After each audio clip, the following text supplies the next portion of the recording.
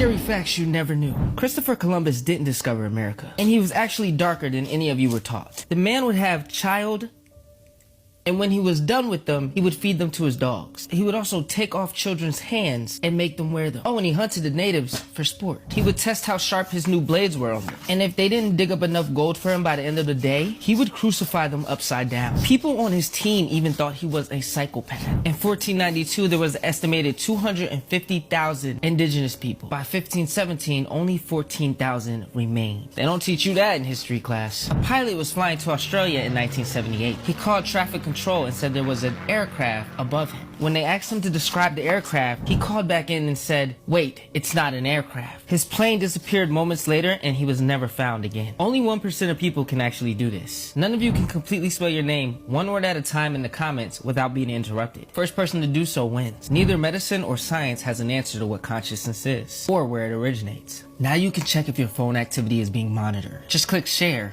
slide all the way to the very end, click more, and if any unknown apps appear before your contacts, delete them immediately. Your anus is the first part of your body to develop, meaning at some point you were just an asshole. If you like and follow me, you'll get smarter every day. This guy bit himself with a snake every day until something horrific happened. His name is Steve Ludman, and he's turned himself into a real-life science experiment. When he was 17, he made it his mission to mutate his cells through snake venom. One day he bought a bunch of venomous snakes and started experimenting on himself by injecting the venom into his skin. At first, everything was great and Steve began feeling almost superhuman. He did this for 4 years until one day he got extremely sick. Steve was rushed to the hospital with a strange illness and was not expected to live. Doctors gave him a 1% chance of survival, and after 3 weeks of no improvement, his girlfriend did something drastic. She snuck into his hospital room and administered him cobra snake venom. But little did she know that would change his life forever. Steve woke up and made a full recovery just hours later, and to this day he's immune to snake venom and cannot feel pain. These are 8 horrifying facts that will probably keep you up at night. Sometimes you laugh, talk, and cry in sleep. It's often a spirit sitting beside you in bed. You are more likely to be bitten by someone in New York than to be bitten by a shark. A human head remains conscious for 20 seconds after being decapitated. If you search up this number on Google, you'll find people with their heads in fridges. Gelatin is made out of bones. That's right. The melted marshmallow in your hot chocolate is melted animal bone. It's good stuff. You have no way of really knowing if everyone experiences reality and consciousness the same way you do. If a panda finds a fresh carcass, they'll eat it. And last but not least, your phone is likely spying on you right now as you're watching this. Yeah, there's a lot more. Like for part 8. He was 2 years old when he survived 4th-degree burns. The candle fell. The fire spread quick and then into a blanket. And then it all caught on fire. Zaid Garcia was only a toddler when his mother put him to bed and a candle fell on his blankets, causing his entire bed to set on fire. He was rushed from Mexico to San Antonio for treatment, where he had multiple surgeries, and doctors thought that he wasn't going to make it. But he did. 80% of Zaid's body was burnt and he lost both of his hands and 5 toes. His eyes were also severely burnt, so doctors covered his eyes with his skin so it can help them heal. Zaid said that he's able to only see shadows and light, but hopes to regain his vision one day and remove the skin from his eyes. He's now 19 years old and his story is a miracle since most people don't survive 3rd-degree burns. But what shocks me the most is despite everything Zaid has been through, he's still so positive and optimistic. When you share your story with somebody, how do you hope they react? Well, I know it'll make them sad, but I hope that it gets to their heart, and I hope it gives them hope and faith on themselves too. I know they might feel bad for me and everything, but I would like they think, well, if he did it, I could do it too. Pictures of extremely unsettling things. Part 1. Caves aren't just creepy and dangerous on land. Check out the sign to an entrance of an underwater cave. Prevent your own unaliving. Go no further. More than 300 divers, including water scuba dive instructors, have been unalived here. There is nothing in this cave worth becoming unalived for. Do not go beyond this point. Don't forget to like and follow for a part 2.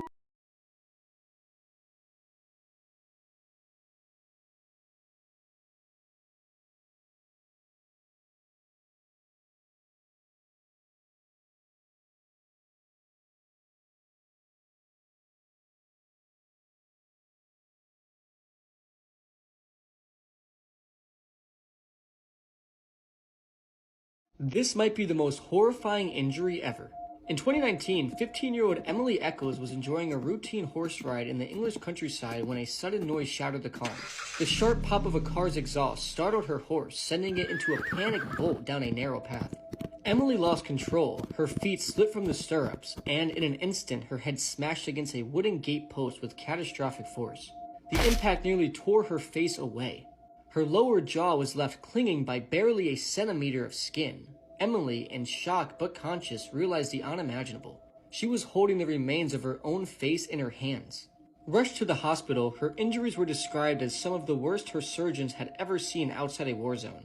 Over 6 painstaking hours, reconstructive surgeon Ricardo Muhammad Ali worked to piece her face back together, rebuilding bone, jaw, and tissue. In a surgery that was nothing short of extraordinary. Against all odds, Emily survived. Her recovery stunned even her doctors, but the image of a teenager clutching the shattered remains of her face remains one of the most haunting reminders of how a single moment can change everything. A 23-year-old Florida woman was posing as a 14-year-old girl to meet up with little boys. This is 23-year-old Alyssa Ann Zinger. She was first arrested in November for at least 30 acts with a middle school boy, and then sending explicit Snapchats to many more middle schoolers. Her persona was a 14-year-old homeschooled girl. She communicated with all of her victims through Snapchat. She got hit with a ton of charges, mainly CP charges, and that's on top of assault charges. Interestingly enough, her and the victim that she was with got caught shoplifting at Nordstrom in July. She lied to the police about her identity. She was born in 2001. She said she was born in 2009 to them, but they had been investigating her for over a year now. They found out she had been lying after reviewing her school and employment records and contacted her employer at Publix in Tampa. Then, 3 months later after that, a victim came forward about Alyssa Zinger's crimes. If convicted, she faces 146 years, so basically life in prison. And I believe she has 7 different charges against her with 12 counts. If you're from Tampa, let me know if you heard about this. I'm from Tampa. I'm just hearing about this. I believe she was arrested last week, so makes sense. But let me know your thoughts in the comment section below. And as always, these videos are for informational purposes only. Before he vanished, he was spotted pleading into this security camera. Like, what do you think this means? It was the 7th of January 2025 in Corinth in Mississippi. Thomas Callens was a 38-year-old man living in the area and was last spotted at a petrol station / convenience store. Now, Thomas had apparently been with his girlfriend that morning. It was very, very early that he was spotted on CCTV. I believe it was like 5:30 in the morning. And the pair had had apparently some kind of disagreement, some kind of argument, which led him to leave the house. He had made plans that day to go duck hunting with his family, which sounds harsh to me, but each to their own. But he never turned up to meet his family there, so they started getting really concerned. Chillingly, in this security footage, he almost seems to be like pleading to the camera, and people also noticed that he seemed to be wearing totally inappropriate clothing for the time of year. The shop assistant actually even gave him, on video footage, a jacket because he was obviously cold, and also helped him by charging his phone, I believe, for roughly 10 minutes. So we know he had at least some phone battery. He then left the petrol station on foot.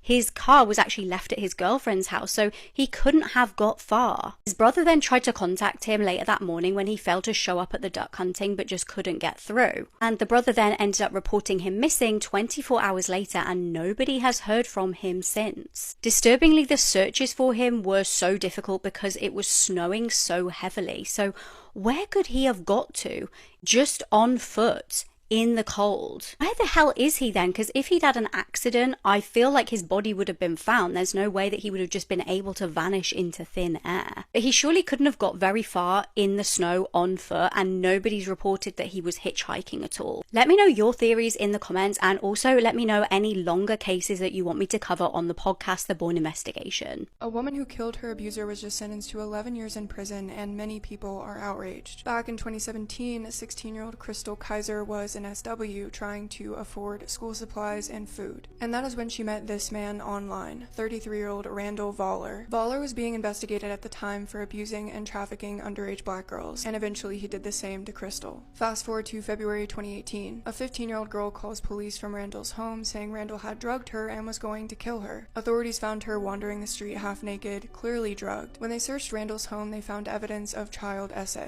Hundreds of videotapes showing Randall abusing black teens, including Crystal Kaiser. Randall was arrested and faced numerous charges, but was released the same day. 4 months later, Randall got an Uber for Crystal to his home. She was armed with a gun that her boyfriend gave her for protection. While she was there, Randall gave her a drug and they decided to watch a movie. But a fight broke out when Randall started touching her and she rejected him. Crystal says that Randall pinned her before she fatally shot him twice in the head. She then set him on fire and fled in his vehicle. When Crystal was arrested for the murder, the community rallied behind her and paid for her $400,000 bond. She was released in June 2020 after spending nearly 2 years in jail. And in 2022, the Wisconsin Supreme Court ruled in her favor, which allowed Crystal as a trafficking victim to use the affirmative defense, despite this being a violent crime. But Crystal still faced a possible life sentence, so she took a plea deal. In May of this year, she pled guilty to second-degree reckless homicide, and on August 19th, the judge sentenced her to 11 years in prison. Many people are outraged about the judge's harsh sentence, considering Randall abused and trafficked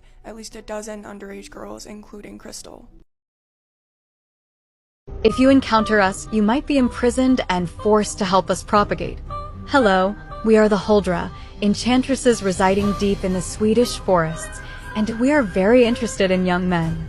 From the front, we look just like human women, radiating an irresistible allure.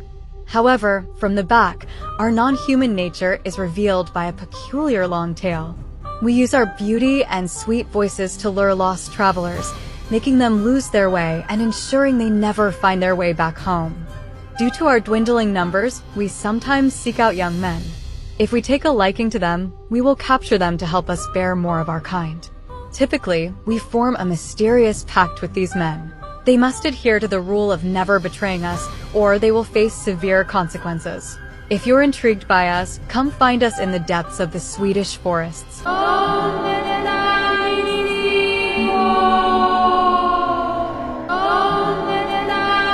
This woman murdered someone and then impersonated them for many years. In 2012, Dave Krupra met Carrie Farver when she walked into his workplace. They quickly hit it off, but they both agreed that they weren't looking for a serious relationship. With that being said, Dave was seeing another woman named Liz before getting with Carrie. One afternoon, Carrie and Dave go back to his apartment to hang out, and all of a sudden, Liz arrives to collect some of her stuff. Carrie wasn't fazed at all, and even though Liz pretended to be unbothered, it was clear that this wasn't the case. A few weeks later, Carrie asked Dave if she could spend a couple of nights at his apartment because she had a big project at work and Dave lived really close to her work, so it would be really easy for her to go in the mornings. Dave said sure, so they spent the night, and the next morning when Dave went to work, he received a text from Carrie basically asking him if they should move in together. Dave thought this was random and strange because they had already agreed that they didn't want a serious relationship, so he said no. He then received a text back from Carrie basically saying that she didn't want anything to do with him anymore. Even though they broke things off, Dave continued receiving threatening emails and texts from Carrie. And many of these emails were threats towards Dave's ex-girlfriend, Liz. Carrie's family also began receiving bizarre text messages from her saying that she quit her job and moved to Kansas. Her family could not get a hold of her, so they knew something was wrong. They reported her missing, but police felt like they couldn't do much because Carrie was a grown woman and she still appeared to be alive. In 2013, Dave found Carrie's car abandoned at his apartment complex, and the only thing inside was a container with an unknown fingerprint. 3 years later, police decided to finally start investigating Carrie's case,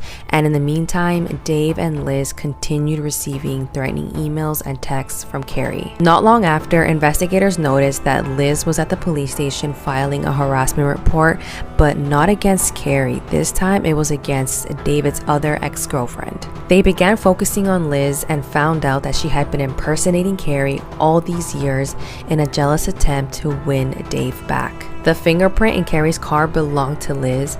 All the messages were sent by Liz, and police found a memory card that belonged to Liz that had a photo of Carrie deceased. So Liz was found guilty for Carrie's murder and was sentenced to life in prison. On the evening of August 1st, 2015, a 20-year-old man named Fraser Baloyi walked alone down a main road toward his village in the South African province of Limpopo. Fraser was on his way home from work. It was only about 7:30 p.m., and usually around this time, Fraser was used to seeing other people out and about on this road, but tonight there was nobody out there because over the last 10 days, over 20 people in this area had been brutally mauled. The victims had all insisted that the creature that had mauled them was some kind of four-legged demon, and they had begun calling it the Beast. He looked up and saw the huge forest fire that was raging on a mountain miles and miles off in the distance. A few days ago, the fire had started. Fraser noticed the turnoff for the shortcut that would take him through some forest back to his home, and then he stepped off into the woods. He'd only been on this path for about 300 feet when he suddenly heard noises behind him. It was like a wheezing sound, like a sick animal that was breathing heavily. Fraser looked over his shoulder and he just saw nothing. However, when he turned back around and kept on going towards his village, he heard this loud crashing sound behind him, like a massive animal had leapt out of the brush and landed on the path behind him. He just started sprinting toward the village, and all he could hear behind him were these loud pounding footsteps. Finally, he got out of the trees, back into his village, and he gets to his door. He's about to open it up. He feels this searing pain in his neck. This creature had leapt and grabbed onto him and bit down on the back of his neck. And so Fraser crumpled to the ground. He can see it's this massive black creature chewing on the lower half of his face. He just began screaming for help. His mother and other villagers came out and began smashing whatever this was with shovels. Fraser pulled away and dragged towards his house, and this huge black creature, it marched over to the edge of the tree line and looked back at Fraser and his mother and the neighbors. This creature may have the shape of a dog, but it was not a dog. South Africa has its share of wild dogs, jackals, and hyenas, and typically they're multicolored and fairly small, and this thing was jet black and gigantic. This creature just continued to stare back at them, and its eyes were not normal. They were too small and set at the wrong angle, and there was real sentience behind them. They were human eyes. His mother immediately dialed the emergency number, but the police told her they were not going to send people out there to deal with some dog. And so Fraser's mother decided she would just treat her son's wounds until this dog-like creature had left, and then once it had, she would get him a ride to the hospital. However, it didn't leave for hours and hours. Finally, in the morning, it was gone. The attack on Fraser was the last straw for the people of his village. And so the elders of Fraser's village went off on a journey up into that mountain that had that huge forest fire on it, and they were there for 2 whole days before returning to the village and telling everyone that they had successfully performed a ritual that had appeased their ancestors, and so hopefully now the attacks would stop. And sure enough, they did. At least 40 people in Limpopo had encountered the beast at some point, but because it was never caught, there is no definitive proof of what it actually was.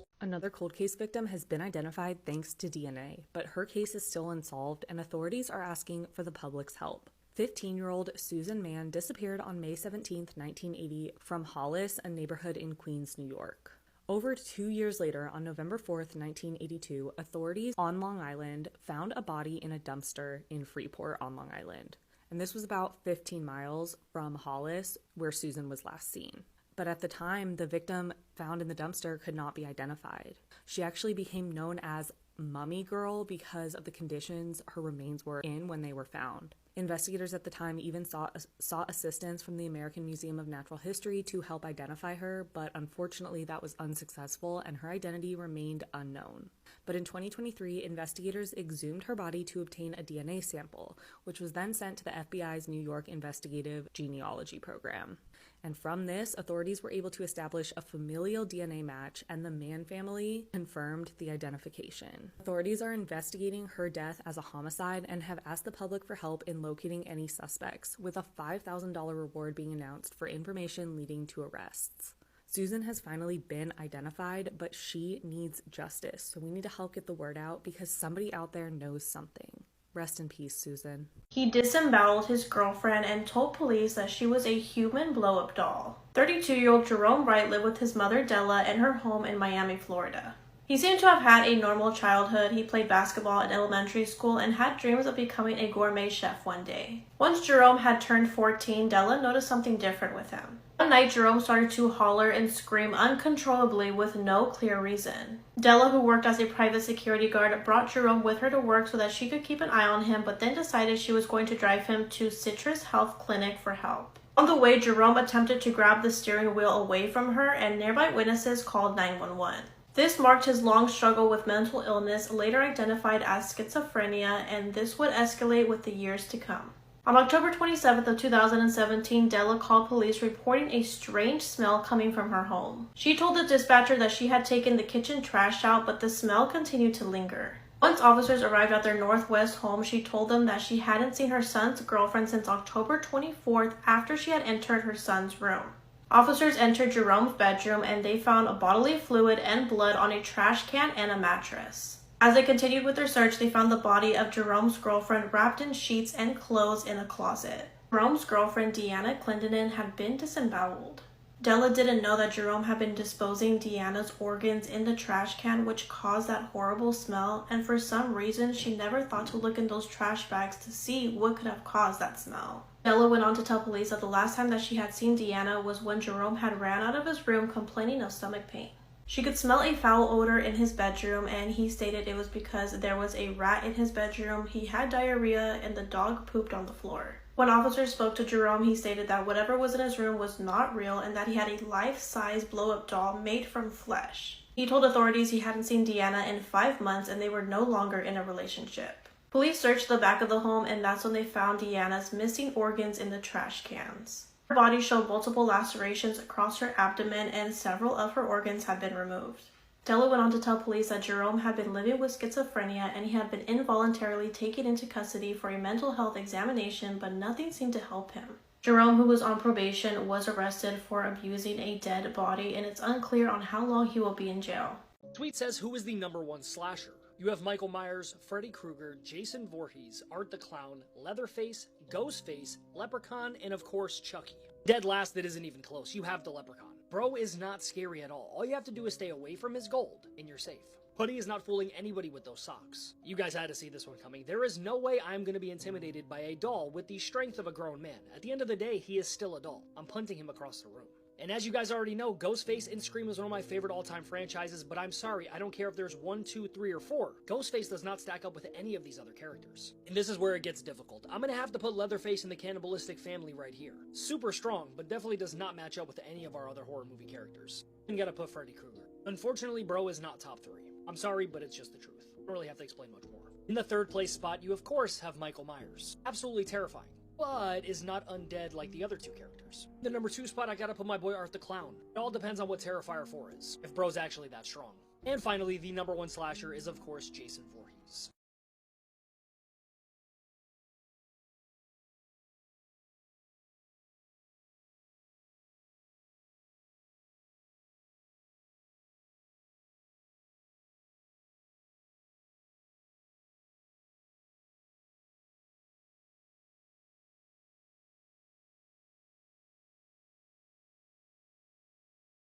This guy, the Zooman, admitted to murdering 4 women, but he was never convicted of the murders. So after 4 sets of skeletal remains were found in the woods off of Cahaba Lane in Knoxville, Tennessee, the police knew that they might have their guy. Remember, the police had discovered Thomas Husky at the end of that lane a short time before the bones were found.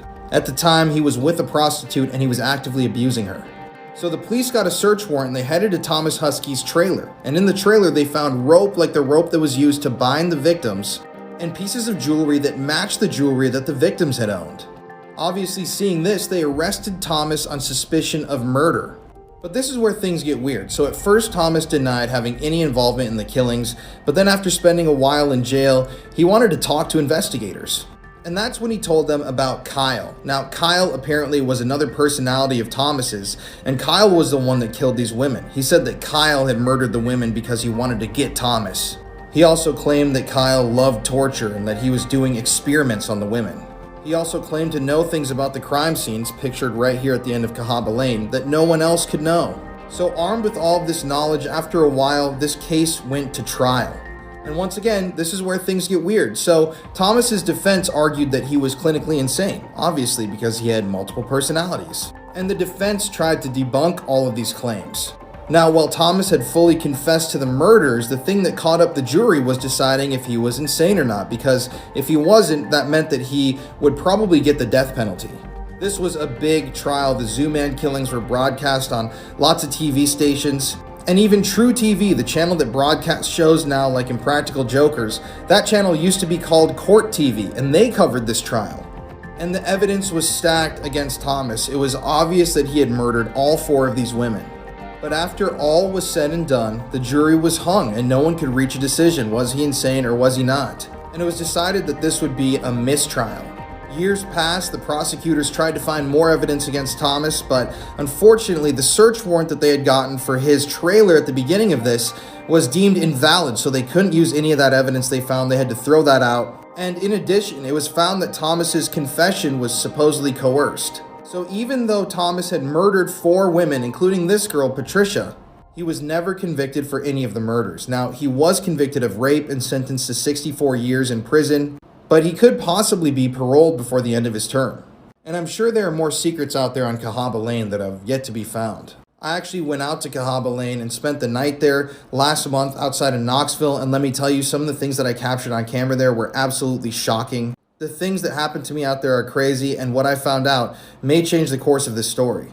The full documentary that I produced about the Zooman and his murders is going to be premiering on my YouTube channel tonight. The link is in my bio. Go check it out if you like true crime.